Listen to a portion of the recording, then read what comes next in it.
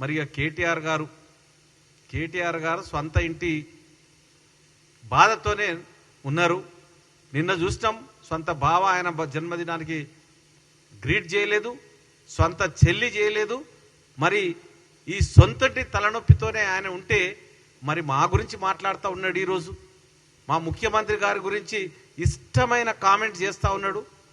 నోటికి అడ్డు అదుపు లేకుండా భూతు పురాణాన్ని మర్యాద లేకుండా చేస్తూ ఉన్నారు.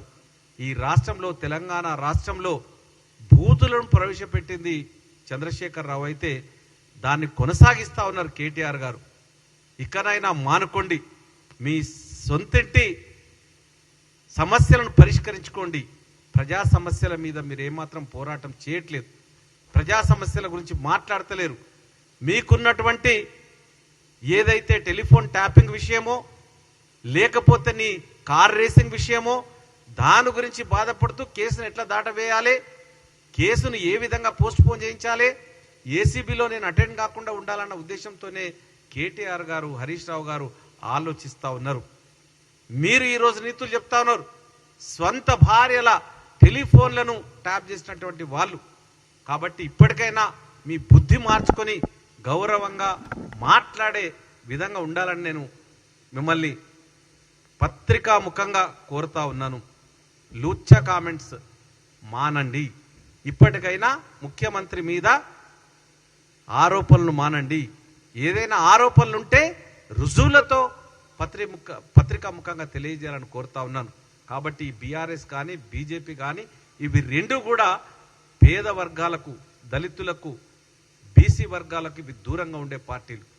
అగ్రవర్ణాల పార్టీ ఏదైతే ఉన్నదో బీజేపీ, అది ఆర్ఎస్ఎస్ కనుసన్నల్లో బ్రాహ్మణికల్ పార్టీ, అది బ్రాహ్మణుల చేతిలో కనుసన్నల్లో నడుస్తున్నది. కాబట్టి తప్పకుండా వాళ్ళ నిర్ణయాలన్నీ తప్పుడు నిర్ణయాలు, వాళ్ళు ఆలోచించే విధానం కూడా తప్పుడు ఆలోచన విధానం.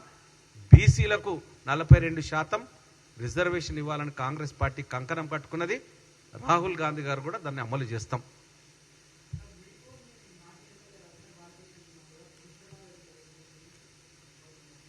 10 ఏళ్ల నుంచి ఇంట్లో పడుకొని ఇప్పుడు ఈ రోడ్డు చేయలేదు, ఆ రోడ్డు చేయలేదు, రాష్ట్రాన్ని ఆర్థికంగా దివాలా తీసి, ఆ రోజు రోడ్డు బాగలేదని మేము ఆ ధర్నాలు చేసి జైలుకు పోయిన దాన్ని ఈరోజు మీరు ఎందుకు చేస్తలేమంటే ఒక 70 కోట్ల రూపాయలను ముఖ్యమంత్రి గారితో శాంక్షన్ చేయించడం. అది ఫైనాన్షియల్ కాంకరెన్స్ వచ్చింది. ఒక 3.5 కిలోమీటర్లు వేసినాం. ఆ కాంట్రాక్టరు చేయలేకపోతా ఉన్నాడు. డబ్బులు ఇవ్వాల్సింది రాష్ట్రం. గత డ్యూస్ని ఈ ప్రభుత్వంలో ఆయన చేసిన పనులకు కాకుండా గత 10 ఏళ్లలో ఆ కాంట్రాక్టర్ చేసిన పనులకు డబ్బులు ఇవ్వమనంటే మా దగ్గర లేదు, వెళ్ళినప్పుడు ఇస్తామని మన ప్రభుత్వం అంటే ఆయన చేయించలేదు. 10 ఏళ్ల లోపల పట్టించుకోలేదు. ఏ రోజు కూడా ఏ రోడ్డు బాగున్నదా, ఏ స్కూల్ బాగున్నదా, ఏ హాస్పిటల్ బాగున్నదా అని చూడకుండా 10 ఏళ్ళు కుంభకర్ణం నిద్రపోయి ఆటలకు పాటలకు పరిమితమై చేసినటువంటి దానికి ఈరోజు మేము చేస్తున్న దానికి భేదం.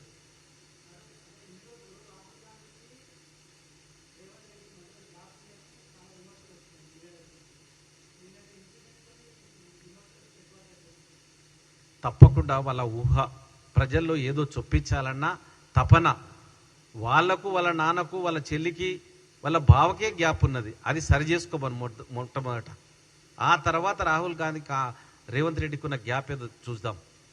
గ్యాప్ ఉంటే ఎప్పుడైనా వెళ్ళి కలుస్తూనే ఉన్నారు. నిన్న కూడా మీటింగ్లో కలిసినారు. బీసీ నాయకులు అందరూ వెళ్ళినారు. మరి కళ్ళకు కనబడతలేదు వాళ్ళకు.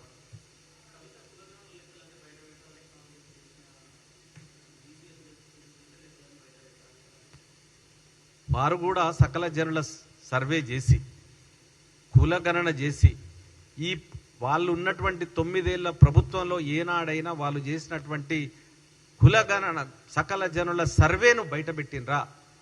బయట పెడితే మమ్మల్ని అడగండి. అయినా మేము కులగణన చేసింది బీసీలకు, వారెంతో వారికంత వాటా ఇవ్వాలన్న ఉద్దేశంతో చేసినాము. ఆ లెక్కల ప్రకారంగానే బీసీలకు 42% రిజర్వేషన్ ఇస్తా ఉన్నాము. అడిగే ముందు మనం చేసుంటే అడగాలి. మనమే చేయలేదు. 10 ఏళ్ళు పడుకొని 10 ఏళ్ళు సర్వే చేసి దాన్ని వాళ్ళ లాభానికి ఉపయోగించుకొని ఈరోజు మీరు బయట పెట్టమని అడగడం హాస్యాస్పదంగా ఉంది.